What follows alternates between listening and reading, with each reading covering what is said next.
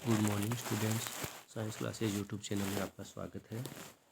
आज के वीडियो में हम कक्षा 10 विषय विज्ञान का चैप्टर नंबर 7 है परमाणु सिद्धांत, तत्वों का आवर्ती वर्गीकरण व गुणधर्म, उसके अन्य महत्वपूर्ण प्रश्न हैं उनके बारे में चर्चा करेंगे। तो इन प्रश्नों को आप ध्यान से समझना।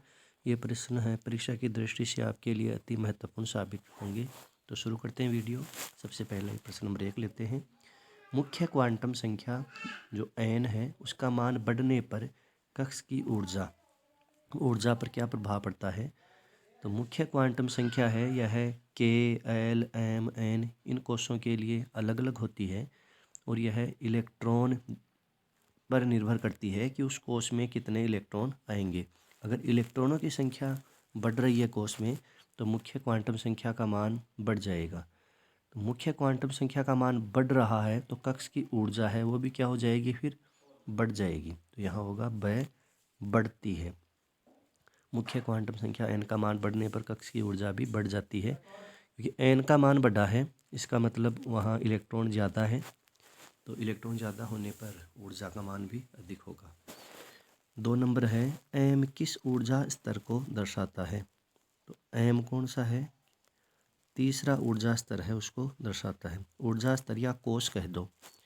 पहला कोष कौन सा होता है, परमाणु है, उसके बीच में नाभिक है, यह है के, पहला कोष के, फिर एल कोष आता है, फिर एम कोष आता है, फिर एन। तो यहाँ एम पूछा है, के पहला, एल दूसरा, एम तीसरा, एन चौथा।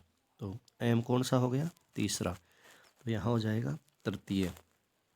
इन ऊर्जा स्तरों में आप अधिकतम इलेक्ट्रॉन कितने आते हैं वो अगर निकालना चाहो तो एक फॉर्मूला है 2n²।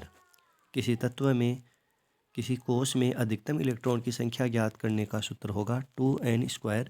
यहाँ n है इसका मतलब है कोष की संख्या की, कौन से नंबर का कोष है।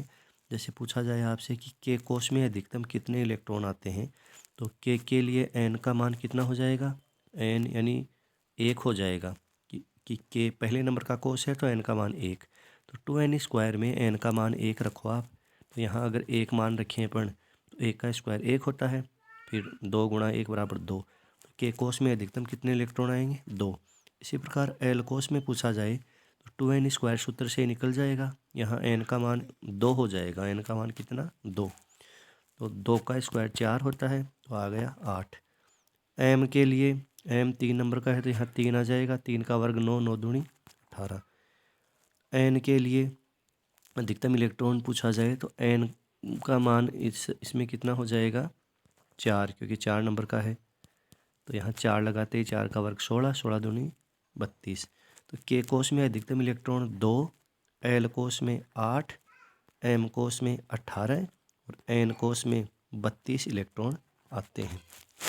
ये मैंने एक्स्ट्रा में बता दिया है क्योंकि आगे ऐसा ही कोई प्रश्न आएगा उसमें दोबारा नहीं बताना पड़े आपको, या मैं दोबारा रिवीजन करवा सकूं उस समय।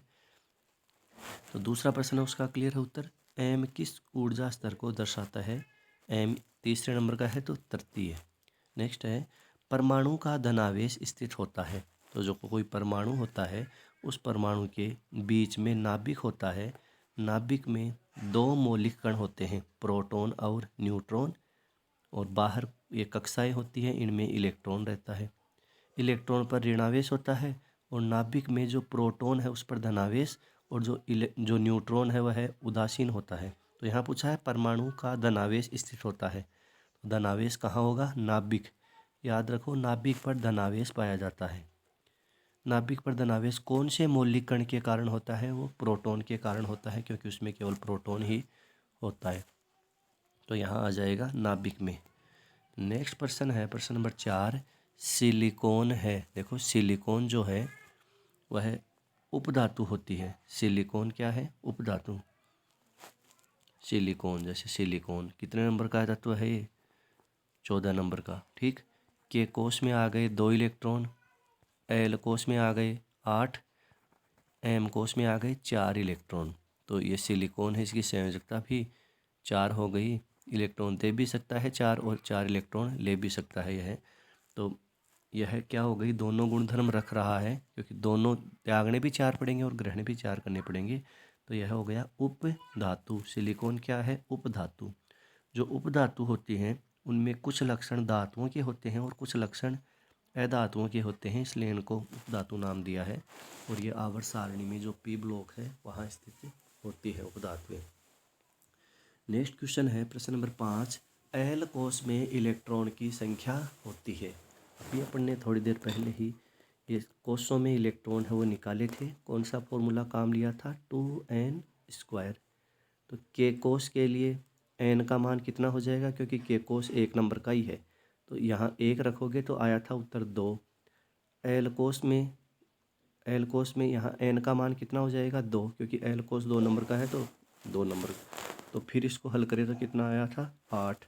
और एम कोश में 18 और एन कोश में 32 इलेक्ट्रॉन होते हैं। तो एल कोश में पूछा है तो आ जाएगा कितना?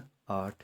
के कोश में पूछे तो 2, एल कोश में 8, तो एल में पूछा है 8 आ गए। स ऑप्शन सही है। नेक्स्ट, आवर्त सारणी में किसी समूह यानी वर्ग के सभी तत्वों में समान होते हैं। कोई भी एक वर्ग आवर्त सारणी में देखो कि जो ऊर्ध्वाधर जो स्तंभ बने हुए हैं उनको वर्ग कहते हैं। तो ये पूछ रहा है कि एक ही वर्ग के सभी तत्वों में कौन से गुणधर्म समान होते हैं, इनमें कौन से गुणधर्म समान है। एक ही वर्ग में जो ऊर्ध्वाधर कॉलम है उसके सभी तत्वों में कौन से गुण समान होने चाहिए। तो परमाणु संख्या ये तो नहीं है, क्योंकि परमाणु संख्या है ये तो बदलती रहती है। जैसे हम कोई एक वर्ग ले लें, हाइड्रोजन वर्ग एक ही ले ले, इसमें पहला तत्व 2-3 तत्व लेकर देखते हैं। पहला हाइड्रोजन हो गया आवर्त 1 का, लिथियम हो गया आवर्त 2 का, और फिर कौन सा आ गया? सोडियम। हलीना की रब से फरियाद। हाइड्रोजन, लिथियम, सोडियम ये एक ही वर्ग के तत्व हैं।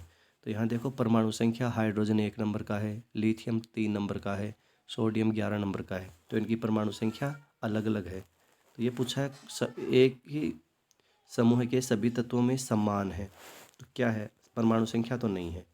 परमाणु द्रव्यमान, इनका वजन द्रव्यमान वो भी अलग अलग है। हाइड्रोजन का 1 है, लिथियम का 7 है, सोडियम का 23 है, ये भी नहीं होगा इसमें।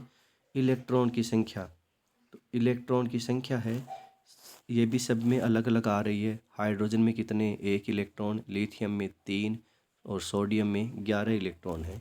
और द है संयोजी इलेक्ट्रॉनों की संख्या। ये जो संयोजी इलेक्ट्रॉन है वो उस तत्व के बाह्यतम कोश में पाए जाते हैं। तो ये ज़रूर सब में सेम है। जैसे हाइड्रोजन 1 नंबर का है तो के कोश में 1 इलेक्ट्रॉन आ गया। के कोश ही हाइड्रोजन का बाह्यतम कोश है और इसी में संयोजन इलेक्ट्रॉन रहेंगे, इसी से इलेक्ट्रॉन का लेना देना होगा।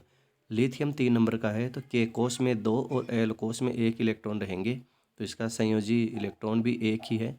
और सोडियम 11 नंबर का है तो के कोश में 2 इलेक्ट्रॉन, एल कोश में 8 और एम कोश में 1 इलेक्ट्रॉन रहेगा। तो यहाँ भी संयोजी इलेक्ट्रॉन इसमें भी 1-1 है। तो इन सब में संयोजी इलेक्ट्रॉनों की संख्या समान है। तो यहाँ ऑप्शन हो जाएगा द। यहाँ ऑप्शन हो जाएगा 10। ठीक है, संयोजी इलेक्ट्रॉन की संख्या देखो कौन सा, ये वाला कर देना 10। फिर है नेक्स्ट अगला प्रश्न वो लेते हैं। आवर्त सारणी में क्या पूछा है? आवर्त सारणी में बाईं से दाईं ओर जाने पर प्रवृत्तियों के बारे में कौन सा कथन असत्य है, यानी गलत बताना है अपन को। तो तत्वों ये आवर्त सारणी में बाईं ओर और इधर चलेंगे ये दाईं ओर है, तो बाएं से दाएं चले तो असत्य कथन बताना है। तो देखो पहला, तत्वों की धात्विक प्रकृति घटती है, ये बिल्कुल सही है। क्योंकि जैसे कोई तत्व आप ले लो, इधर कोई भी तत्व है तो कोई एक तत्व लिया, लिथियम ले लिया, और यहाँ पर कौन सा लिया 2, 8, 10 यानी नियोन Ne ले लिया। इधर लिथियम है इधर नियोन है, इन्हीं में देख ले अपन। और इससे पहले का भी अपन वो ले सकते हैं, फ्लोरीन ले सकते हैं, ऑक्सीजन ले सकते हैं, ऑक्सीजन, फ्लोरीन, नियोन। तो इधर देखना तत्वों की धात्विक प्रकृति घटती है, सही है। लिथियम है धातु है, बाएं से दाएं चल रहे हैं तो धात्विक प्रकृति घट रही है, अधात्विक प्रकृति बढ़ रही है। लिथियम धातु, फिर ऑक्सीजन अधातु, फ्लोरीन अधातु और नियोन अक्रिय गैस है, तो पहला है ये तो सही है। संयोजकता इलेक्ट्रॉन की संख्या बढ़ती है, ये भी सही है। लिथियम ये संयोजी इलेक्ट्रॉन कितने हैं? बाह्यतम कोश के इलेक्ट्रॉन 1 है, और ऑक्सीजन के आप देखना 6 है, फ्लोरीन के 7 हैं और नियोन के 8 है, पर ये न इलेक्ट्रॉन देता है न लेता है, तो ये भी बढ़ रही है, सही है।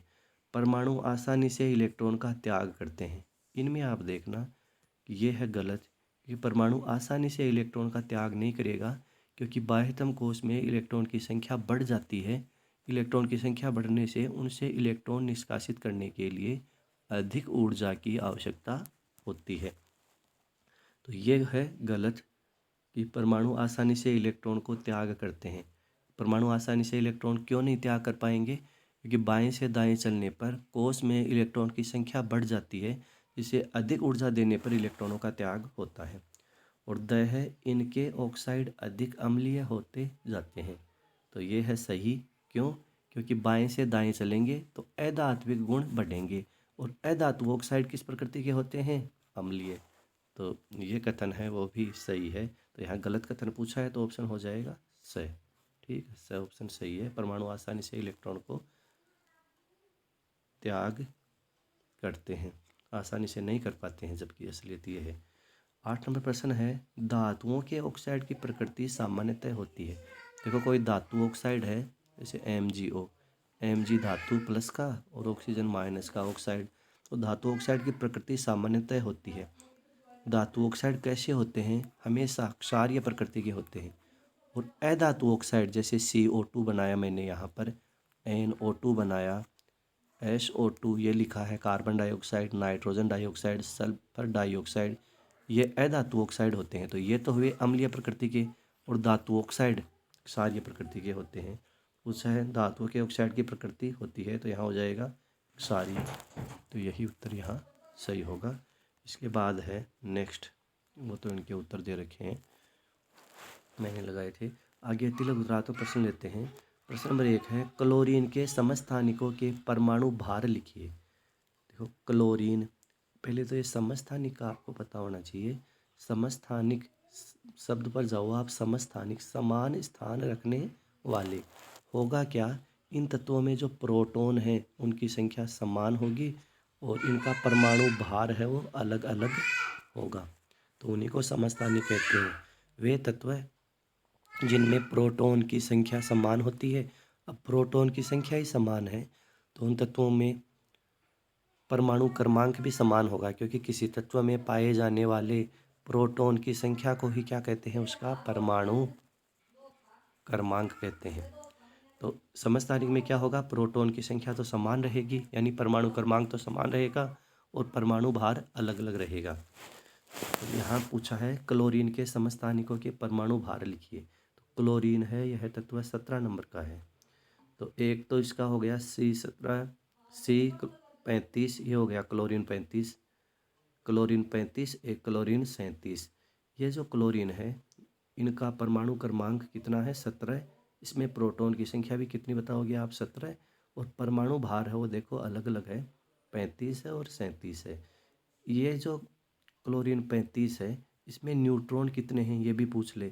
तो न्यूट्रॉन की संख्या निकालने के लिए अपन क्या करते हैं? फॉर्मूला लगता है न्यूट्रॉन की संख्या ज्ञात करने का, परमाणु भार माइनस प्रोटॉन की संख्या। तो यहाँ देखना परमाणु भार कितना है? 35, और प्रोटॉन कितने हैं? 17। तो घटा दो इनमें से, तो 18 आ गया। और यहाँ पर ये क्लोरीन है, इसका भार 37 है, और परमाणु क्रमांक या प्रोटॉन है कितने? 17। तो 17 दूनी 34, 35 36 37, 18 19 20 हो गया इसका। तो यहाँ पर ये न्यूट्रॉन की संख्या हो गई इनमें। पर परमाणु इधर मेन अपन समस्थानिकों में क्या लेंगे? प्रोटॉन की संख्या समान हो। जब परिभाषा पूछी जाए समस्थानिक की, तो यूँ बताएंगे कि इन तत्वों में प्रोटॉन की संख्या समान होती है, और इनका द्रव्यमान या परमाणु भार अलग अलग होता है। नेक्स्ट प्रश्न लेते हैं अपन, आवर्त सारणी में आवर्त तथा वर्ग किसे कहते हैं? तो आवर्त सारणी में जो आवर्त यानी जो क्षैतिज पंक्तियाँ होती है, देखो इस प्रकार, इनको आवर्त कहते हैं, और इनकी संख्या कितनी है? टोटल 7। और आवर्त सारणी में जो ऊर्ध्वाधर स्तंभ है, ये वाले कॉलम, इनको समूह या वर्ग कहते हैं, और इनकी संख्या है टोटल कितनी? 18। ये मैंने आधुनिक आवर्त सारणी की बात की है, जो हेनरी मोजले ने दी है। नेक्स्ट प्रश्न है, सोडियम, क्लोरीन तथा सिलिकॉन में से कौन सी उपधातु है? तो देखना, सोडियम धातु है क्योंकि धातुएं इलेक्ट्रॉन त्यागती है। तो सोडियम है, यह 11 नंबर का तत्व है। इसके K कोष में 2 इलेक्ट्रॉन, L कोष में 8 इलेक्ट्रॉन और M कोष में 1 इलेक्ट्रॉन होता है। तो यह 1 इलेक्ट्रॉन त्याग कर धनायन बना लेता है। क्या बनेगा? Na+1। क्लोरीन 17 नंबर का तत्व है। तो इसके K कोष में कितना है? 2, L कोष में 8 और M कोष में 7 इलेक्ट्रॉन है। तो ये क्या करेगा? M कोष में 7 इलेक्ट्रॉन है, 7 इलेक्ट्रॉन त्याग नहीं सकता क्योंकि इसमें इसकी अधिक ऊर्जा खर्च हो जाती है। तो यह 1 इलेक्ट्रॉन ग्रहण कर लेता है। Cl इलेक्ट्रॉन ग्रहण करेगा तो -1, यानी कि ये तत्व इलेक्ट्रॉन ग्रहण कर रहा है। इलेक्ट्रॉन ग्रहण कौन करते हैं? अधात्वी। और इलेक्ट्रॉन त्यागते कौन है? धातुएं। तो सोडियम है धातु, क्लोरीन है अधातु और सिलिकॉन है यह उपधातु है क्योंकि इसके पास दोनों ऑप्शन रहते हैं। 14 नंबर का तत्व है ये। तो K में 2, L में 8, K और M में K L और M में कितने आ गए? इसके 4 इलेक्ट्रॉन आ गए। तो सिलिकॉन है, 4 इलेक्ट्रॉन त्याग भी सकता है और 4 इलेक्ट्रॉन ग्रहण भी कर सकता है क्योंकि M कोष को पूर्ण करने के लिए 8 इलेक्ट्रॉन की आवश्यकता होती है। तो 4 त्याग भी सकता है और 4 ग्रहण भी। तो इसमें दोनों गुण आएंगे, ये धातु और अधातु का, यानी उपधातु है यह सिलिकॉन। नेक्स्ट प्रश्न लेते हैं अपन। प्रश्न नंबर 4 देखना, न्यूलैंड का अष्टक नियम क्या है? तो जो न्यूलैंड है उन्होंने तत्वों को परमाणु भार के आरोही क्रम में, यानी बढ़ते हुए क्रम में व्यवस्थित किया। तो प्रत्येक 8वें तत्व के गुण पहले तत्व के समान होते हैं। जिस प्रकार संगीत का 8वां स्वर पहले स्वर से मिलता है, उसी को अष्टक नियम कहा। जो संगीत के 7 सुर होते हैं, सा रे गा मा पा धा नी, और 8वां सुर वापस कौन सा से मेच खाएगा? पहले से। पहला कौन सा है? सा रे गा मा पा धा नी सा। तो वापस 8वें नंबर पर आ गया सा, यानी रिपीट हो रहे हैं। जिस प्रकार संगीत का 8वां स्वर पहले स्वर से मिलता है, उसी प्रकार जब तत्वों को उनके बढ़ते परमाणु भार के आरोही क्रम में व्यवस्थित करें तो 8वें तत्व के गुणधर्म पहले तत्व से मिलते हैं। इसे न्यूलैंड का अष्टक नियम कहते हैं। पर याद रखना, ये नियम है जो कैल्शियम तक जो तत्व हैं उन्हीं की व्याख्या कर सका। इससे अधिक जो उच्च परमाणु भार वाले तत्व हैं उनकी व्याख्या नहीं कर सका, इसलिए यह नियम वर्तमान में लागू नहीं है। वर्तमान में जो आधुनिक आवर्त सारणी है वही लागू है। नेक्स्ट प्रश्न है प्रश्न नंबर 5, किसी कोष में इलेक्ट्रॉनों की अधिकतम संख्या किस सूत्र से ज्ञात की जाती है? तो पहले के प्रश्नों में भी मैंने बताया था कि किसी कोष में अधिकतम इलेक्ट्रॉन की संख्या ज्ञात करने का सूत्र है 2n²। ऐसे लिखा था मैंने, 2 कोष्टक में n²। यहाँ n का मतलब है कोष की संख्या। जैसे कि पहला कोष K है, इसमें अधिकतम कितने इलेक्ट्रॉन आएंगे? तो K कितने, पहला कोष है 1 नंबर का है, तो यहाँ n का मान कितना हो जाएगा? n का मान देखना 1 हो जाएगा। तो यहाँ पर n का मान आप 1 रखो तो आएगा 2। 1 का स्क्वायर 1 होता है, 1 × 2 2।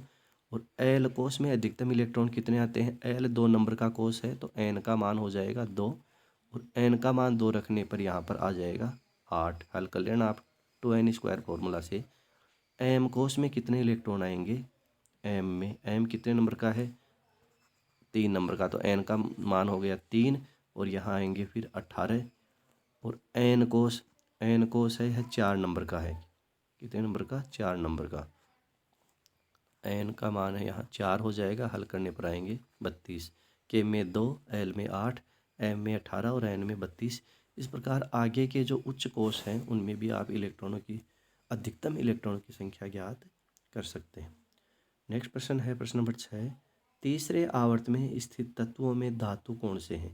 तो तीसरे में कौन है? सोडियम, मैग्नीशियम, एल्यूमिनियम, सिलिकॉन, फिर ये aluminium, silicon, phosphorus, sulphur, chlorine, argon, ये हैं तीसरे आवर्त में तत्व है। तो तीसरे आवर्त में कितने बता रखे हैं? मैंने पहले की वीडियो में बताया था। तीसरे यानी पहले आवर्त में 2 तत्व बताए थे और दूसरे और तीसरे में कितने थे? 8 तत्व थे। तो इन 8 तत्वों में सोडियम से लेकर कहाँ तक? लास्ट आर्गन तक पूछा है। कौन से धातु हैं? तो 3 धातु हैं, सोडियम, मैग्नीशियम, एल्यूमिनियम। फिर सिलिकॉन है, सिलिकॉन जो उपधातु है, फास्फोरस, क्लोरीन, ये क्या हो गई? अधातुएं आ गई, फिर फास्फोरस, क्लोरीन, और आर्गन है वह उत्कृष्ट गैस आ गए। तो 3 ही तत्व धातु है, सोडियम, मैग्नीशियम, एल्यूमिनियम। धातुएं ध्यान रखना, कैसे पहचान करोगे कि ये तत्व धातु है, ये इलेक्ट्रॉन त्यागते हैं। तो धातुएं इलेक्ट्रॉन त्याग कर फिर धनायन बना लेते हैं, यानी ये धन मूलक होते हैं। अगर मूलक भी बनाएंगे तो धन मूलक बनाएंगी धातुएं। और अधातुएं होती है वो इलेक्ट्रॉन ग्रहण कर ऋणायन बना लेते हैं, तो जिससे ये ऋण मूलक बनते हैं आगे जाकर।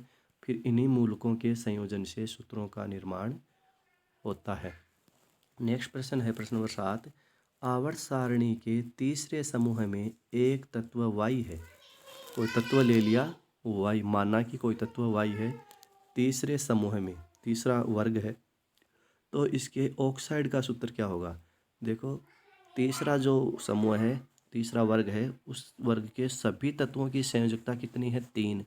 मैंने आपको बताया था कि संयोजकता होती है वह एक ही आवर्त में बाएं से दाएं चलने पर 1 से 4 तक क्रमिक रूप से बढ़ेगी, फिर 4 से 1 तक क्रमिक रूप से घटेगी। तो यहाँ तीसरा जो वर्ग है, इस वर्ग के सभी तत्वों की संयोजकता कितनी है, 3 है। ठीक है, तो ये कोई तत्व है वाई, इसकी संयोजकता है 3, तो वाई तत्व है, इसकी संयोजकता कितनी हो गई, 3। तथा अब क्या पूछा है, इसके ऑक्साइड का सूत्र क्या होगा। यानी वाई तत्व है, उसका ऑक्साइड बनाना है, तो एक तरफ हमने वाई लिखा, एक तरफ हमने ऑक्साइड यानी ओ लिखा। ऑक्सीजन की संयोजकता कितनी होती है, ऑक्सीजन की संयोजकता 2 होती है, क्योंकि ऑक्सीजन 8 नंबर का तत्व है। इसके के कोष में 2 और एल कोष में 6 इलेक्ट्रॉन पाए जाते हैं। और ऑक्सीजन है एल कोष में, फिर क्या करेगा, बाह्यतम कोष में 6 इलेक्ट्रॉन होने की स्थिति में 2 इलेक्ट्रॉन ग्रहण करेगा, क्योंकि यह 6 इलेक्ट्रॉन त्यागता नहीं है, अधातु है, तो 2 संयोजकता है। अब वज्र गुणन कर दो, तो यही ऑक्सीजन की संयोजकता है वाई के लग जाएगी, और वाई की संयोजकता है ओ के लग जाएगी। तो सूत्र क्या बनेगा, Y2O3। तो यहाँ देखना आप, यही बता रखा है ऑक्साइड का सूत्र। आप इसी फॉर्मूला से अन्य सूत्र भी बना सकते हो, कोई भी, जैसे सोडियम ऑक्साइड का सूत्र लिखिए, ऐसे प्रश्न आया तो सोडियम ऑक्साइड यानी एक तरफ Na लिखा, ऑक्साइड एक तरफ O लिखा। फिर सोडियम की संयोजकता कितनी है, 11 नंबर का तत्व है, के कोष में 2, एल कोष में 8 और एम कोष में 1 इलेक्ट्रॉन है, तो बाह्यतम कोष में 1 इलेक्ट्रॉन हो गया। ऑक्सीजन की अभी मैंने बताई संयोजकता 2 है, फिर वज्र गुणन करो और क्या बना, Na2O, तो बन गया Na, फिर 2 लगा देना नीचे और O, ये हो गया सोडियम ऑक्साइड का सूत्र। नेक्स्ट प्रश्न है, किसी समूह में उपस्थित तत्वों की संयोजकता क्या होगी।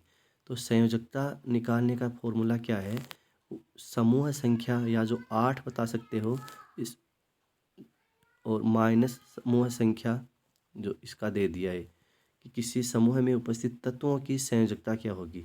तो जो भी एक ही समूह के जो तत्व होते हैं उन सभी तत्वों की संयोजकता एक समान होती है। तो ये आप क्रमिक रूप से वैसे भी याद कर सकते हो, या सबसे अच्छा फॉर्मूला है संयोजकता निकालने का, किसी तत्व में उपस्थित बाह्यतम कोष। अब इनमें क्या करेंगे, प्लस माइनस, कि ये इलेक्ट्रॉन त्यागता है या इलेक्ट्रॉन ग्रहण करता है, उन्हीं के अनुसार उनकी संयोजकता होगी। जैसे मैंने ऐसे पूछ लिया आपसे, मैग्नीशियम की संयोजकता लिखिए, किसकी, मैग्नीशियम की। तो आप क्या सोचोगे, मैग्नीशियम कितने नंबर का है, 12 नंबर का तत्व है, तो इसमें 12 ही प्रोटॉन है, 12 न्यूट्रॉन है, और वैसे इसमें 12 ही इलेक्ट्रॉन होते हैं। हमें तो इलेक्ट्रॉन से मतलब है कि मैग्नीशियम तत्व है उदासीन है यहाँ पर, तो उदासीन तत्व में इलेक्ट्रॉन जितने प्रोटॉन होते हैं उतने ही इलेक्ट्रॉन होते हैं। तो मैग्नीशियम के पास 12 इलेक्ट्रॉन है, तो के कोष में कितने जाएंगे, के कोष में 2, एल कोष में कितने चले जाएंगे, 8, और एम कोष में 2। ठीक है, तो बाह्यतम कोष एम है, इसमें 2 इलेक्ट्रॉन है। अब मैग्नीशियम है, क्या करेगा, एम कोष में 2 इलेक्ट्रॉन है, अगर इसको इलेक्ट्रॉन त्यागने पड़े तो 2 इलेक्ट्रॉन त्याग देगा किसी को, फिर इसका एम कोष समाप्त हो जाएगा। उस स्थिति में केवल एल कोष है वो पूर्ण भरे हुए रहेंगे। और अगर एम कोष में इलेक्ट्रॉन ग्रहण करने पड़े तो यह 2 तो इसके पास है, 6 इलेक्ट्रॉन और ग्रहण करेगा, तब इसके एम कोष में 8 इलेक्ट्रॉन हो पाएंगे। पर आप देखो, एम कोष में 2 इलेक्ट्रॉन है, तो त्यागने इसको 2 ही पड़ रहे हैं और ग्रहण करने 6 पड़ रहे हैं, तो यह अपनी ऊर्जा बचाने के लिए 2 इलेक्ट्रॉन त्याग देगा, तो इसकी संयोजकता हो जाएगी 2। तो इस प्रकार आप किसी की भी संयोजकता निकाल सकते हो। नेक्स्ट है प्रश्न नंबर 9, क्लोरीन Cl प्रतीक है, ब्रोमीन Br, आयोडीन यानी I में से किसकी क्रियाशीलता हाइड्रोजन के प्रति न्यूनतम है यानी कम है? इनमें कम क्रियाशील कौन सा है? तो जो हैलोजन वर्ग है, फ्लोरीन, क्लोरीन, ब्रोमीन, आयोडीन, इसमें क्या होता है, फ्लोरीन से आयोडीन तक क्रियाशीलता कम होती है। तो हाइड्रोजन के प्रति आयोडीन की क्रियाशीलता है वह सबसे कम होगी आयोडीन की, क्योंकि यूँ कहें कि ऊपर से नीचे चल रहे हैं, उन्हीं के अनुसार क्रियाशीलता है वो घटती जा रही है। तो आयोडीन चूँकि नीचे स्थित है इसलिए इसकी क्रियाशीलता है वो कम होगी। प्रश्न नंबर 10 लेते हैं, समूह 1 के तत्वों का क्या नाम है? तो ये प्रश्न वैसे हमने पहले भी कर लिया था।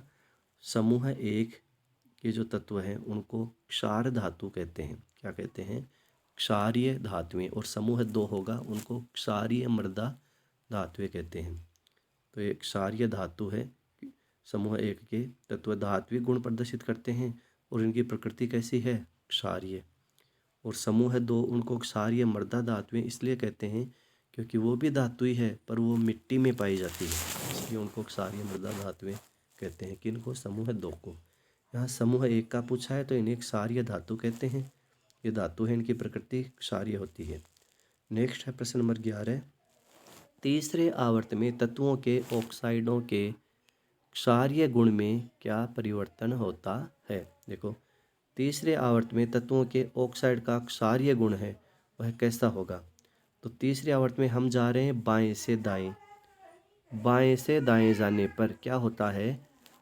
बाएं से दाएं जाने पर धात्विक गुण घटते हैं और अधात्विक गुण बढ़ते हैं। तो यहाँ पर क्षारीय गुण क्या हो जाएंगे? क्योंकि अधात्विक गुण बढ़ रहे हैं तो अधातु ऑक्साइड अम्लीय प्रकृति के होते हैं, तो अम्लीय गुण तो बढ़ेंगे और क्षारीय गुण क्या हो जाएंगे? घटेंगे। क्षारीय गुण घटेंगे क्यों? क्योंकि बाएं से दाएं चलने पर धात्विक गुण घटते हैं और अधात्विक गुण बढ़ते हैं। तो धात्विक गुण हैं वो क्या हो रहे हैं? घट रहे हैं। धात्विक गुण बाएं से दाएं चलने पर, तो धातु ऑक्साइड है उनकी प्रकृति भी फिर घट रही है, कम होती जा रही है, तो क्षारीय गुण है वो कम हो जाएंगे। नेक्स्ट, डोबेराइनर के त्रिक का एक उदाहरण दीजिए। देखो, डोबेराइनर ने क्या किया था, 3 तत्व लिए और उनको परमाणु भार के आरोही क्रम में रखकर इस प्रकार व्यवस्थित किया कि पहले तत्व का और तीसरे तत्व का, जैसे क्लोरीन है यहाँ और आयोडीन है, इनके परमाणु भार का औसत निकाले तो वो औसत है वो दूसरे तत्व का परमाणु भार होता है। इसी को डोबेराइनर का त्रिक कहते हैं। जैसे यहाँ क्लोरीन और आयोडीन है, इनका परमाणु भार, उनका औसत निकाले दोनों का, और तो जो संख्या प्राप्त होगी वो Br है, ब्रोमीन, उनका परमाणु भार प्राप्त होगी। तो यह एक डोबेराइनर के त्रिक का उदाहरण है, क्लोरीन, ब्रोमीन और आयोडीन। नेक्स्ट लेते हैं अपन प्रश्न नंबर 13। देखना, आवर्त में बाएं से दाईं ओर जाने पर तत्वों में इलेक्ट्रॉन त्यागने की प्रवृत्ति कम होती है, क्यों?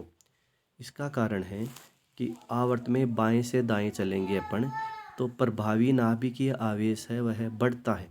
मेन कारण क्या बताओगे? कि प्रभावी नाभिकीय आवेश बढ़ता है। प्रभावी नाभिकीय आवेश बढ़ा क्यों? उसका कारण है परमाणु का आकार। परमाणु का आकार क्या होगा? बाएं से दाएं चलने पर परमाणु का आकार घटता है।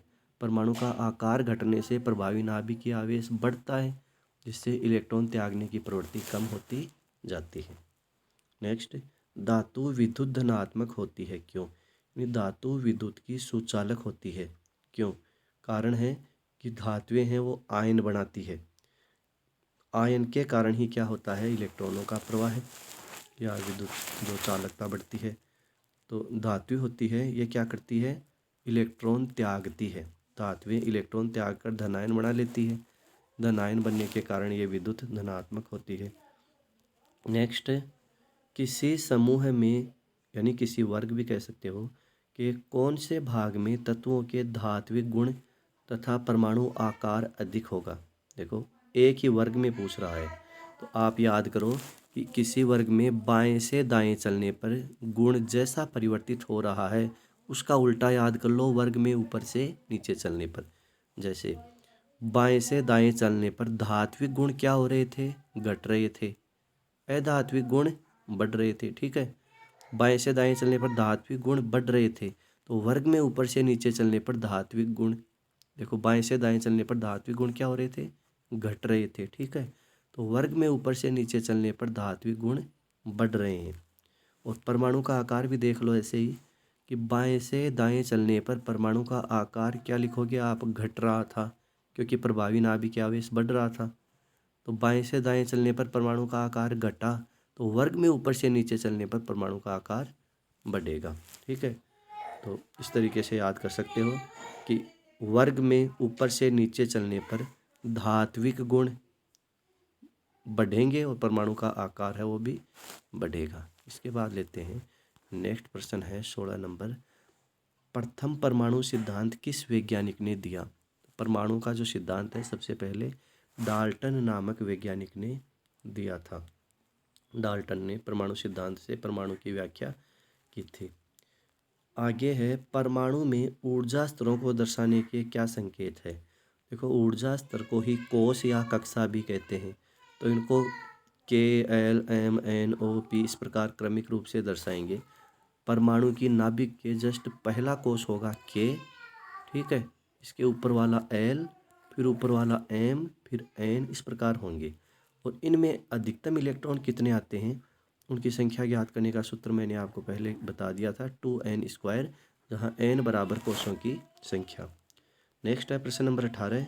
बोर के अनुसार परमाणु की कक्षाओं में इलेक्ट्रॉन के कोणीय संवेग का क्या सूत्र है? तो MUR बराबर ओब्लिक फ्रेक कोष्टक NS, फिर कोष्टक में 2/PI। इससे अपन कोई कक्षा है उनका कोणीय संवेग ज्ञात कर सकते हैं। नेक्स्ट लेते हैं 19 नंबर। बोर के परमाणु मॉडल की एक कमी बताइए।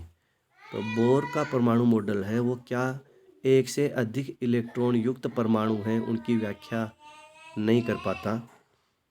एक से अधिक जो इलेक्ट्रॉन युक्त परमाणु, जिस परमाणु में इलेक्ट्रॉन एक से अधिक है, तो उनकी ये स्पष्ट रूप से व्याख्या नहीं कर पाता।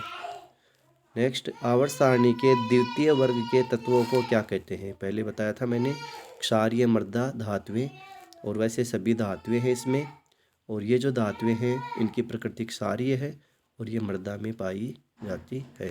एक और याद रखना आप, आवर्त सारणी में जो वर्ग 1 है इसका हाइड्रोजन एक ऐसा तत्व है जो अधातु है, यानी हाइड्रोजन को छोड़कर वर्ग 1 के सभी तत्व क्या है, धातु है, पर हाइड्रोजन अधातु है। एक और बात, आधुनिक आवर्त सारणी में कौन सा तत्व इलेक्ट्रॉनिक विन्यास के आधार पर व्यवस्थित नहीं है? तो आप बताना, वो हीलियम। हीलियम इलेक्ट्रॉनिक विन्यास के आधार पर 1s2 यानी S ब्लॉक में होना चाहिए, पर इसे P ब्लॉक में रखा गया है। 1s2 है ना इसका इलेक्ट्रॉनिक विन्यास, तो इसको S ब्लॉक में रखना चाहिए, पर इसको P ब्लॉक में रखा गया।